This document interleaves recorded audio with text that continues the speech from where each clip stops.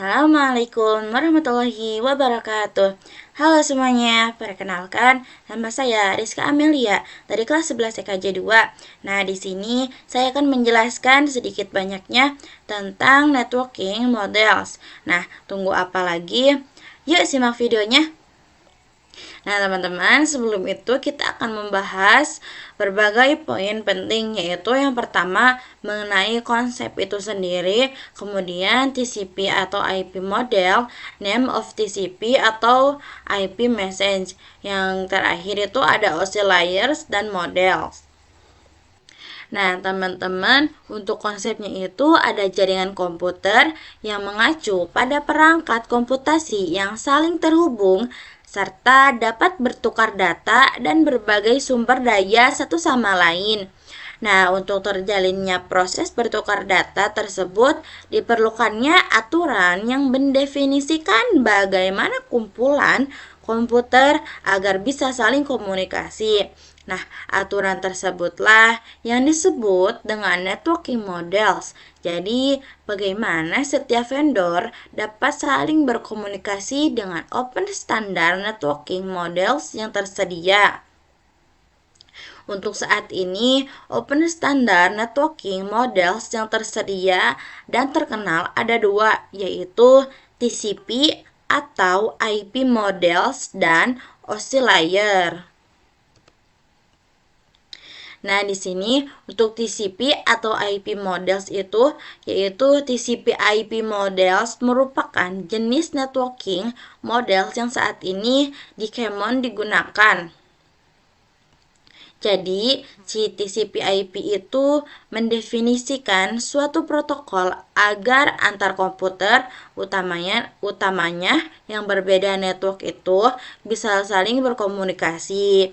Nah, untuk membantu dalam memahami, setiap networking models itu dipecah menjadi bagian-bagian kecil yang disebut sebagai layer. Secara dokumentasi, TCP/IP models terdiri dari 4 layers. Namun penerapan dalam real itu networks TCP atau IP model lebih mudah untuk dibagi menjadi 5 layers aja. Contohnya itu seperti ini ya teman-teman, tinggal kalian baca aja. Selanjutnya di sini ada TCP/IP. Selanjutnya di sini ada TCP atau IP application layer.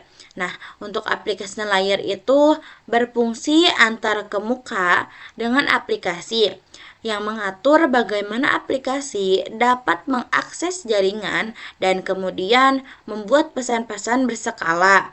Nah, di antara contohnya itu ada service dari application layer itu seperti HTTP, POP3, SMP, IMAP, SSH, dan sebagainya.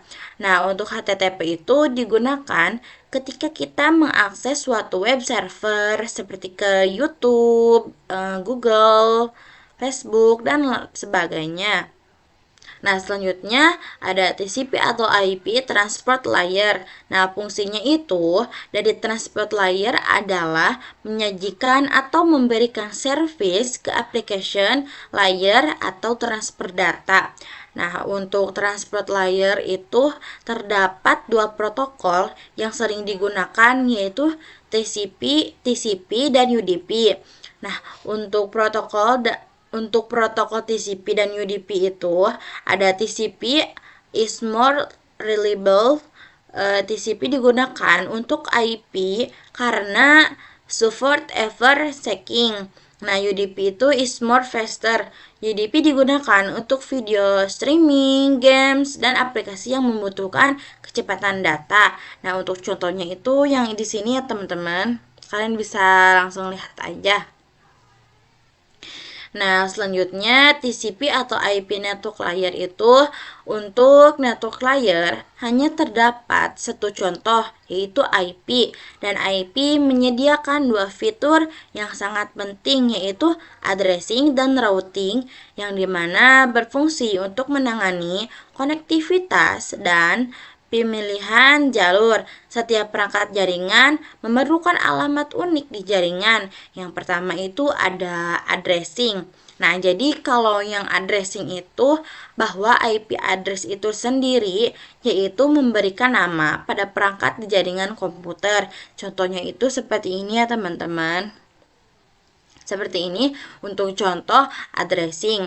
Nah, selanjutnya itu ada routing. Nah, jadi routing adalah salah satu fitur yang disediakan pada IP di bagian network layer yang bekerja layaknya kantor pos, mencari router tercepat untuk sampai pada tujuannya. Nah, contohnya itu seperti ini ya, teman-teman. Misalnya itu di sini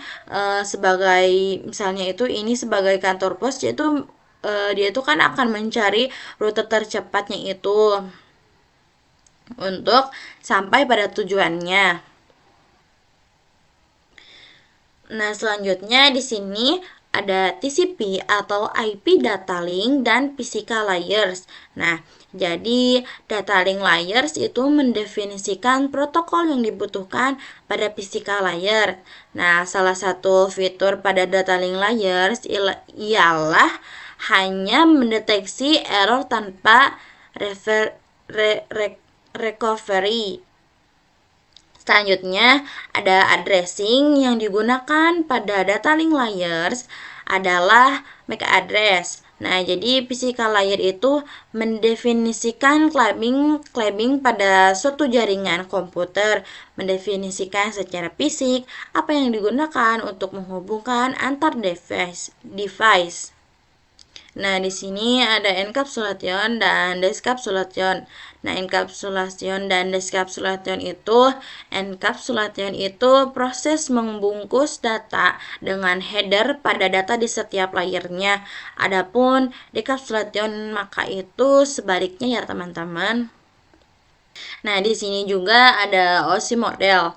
Nah, jadi OSI model itu untuk saat ini model yang sering digunakan hanya TCP atau IP. Karena untuk dari sisi perkembangan protokolnya atau modelnya itu TCP atau IP lebih dominan dibanding OSI layer. Namun, OSI layer biasa dipelajari karena mudah difahami. Seperti itu ya teman-teman. Tapi sebelum networking model ada, setiap vendor membuat atau memiliki networking modelnya itu masing-masing ya. Karena setiap vendor memiliki networking model yang berbeda-beda, maka komunikasi antar vendor sulit dilakukan. Jadi, usaha untuk membangun suatu jaringan komputer sangat besar. Banyak-banyak vendor tadi itu bagaimana upaya agar kita tetap bisa berkomunikasi dengan baik antara vendor satu dengan vendor lainnya. Nah, oleh karena itu, dibuatlah sebuah model atau sebuah standar atau signifikasi minimum oleh ISO International Organization for Standard pada tahun 1984, yaitu dengan nama OSI Open System Interconnection atau bisa disebut juga OSI 7 Layer Models. Nah, segitu aja video dari saya. Mohon maaf bila banyak kekurangan dalam menjelaskan. Wassalamualaikum warahmatullahi wabarakatuh. Bye-bye.